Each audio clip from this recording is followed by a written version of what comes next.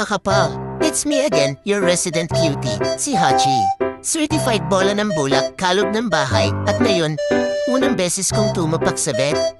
Akala ko pa siya lang to, fresh air, konting harutan. Pero nung pumarado si daddy sa clinic, kinabahan ang ate nyo. First time ko magpa-vaccine, mga besh. Pero syempre, kunyari chill ako. Dala ko pa yung pa-sweet look ko para di ako tusukin. Pero ayun na si Doc, may dalang karayom. At bago pa ako makatakbo, boom. Tusok na, buti na lang, ang bilis lang. Parang kagat ng langgam na gutom.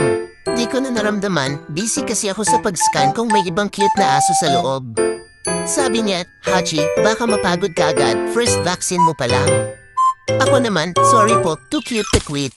So ayun mga kapoppers, your resident cutie is now officially vaccinated, mas hyper pa sa dati, at syempre, still the queen of kabibohan.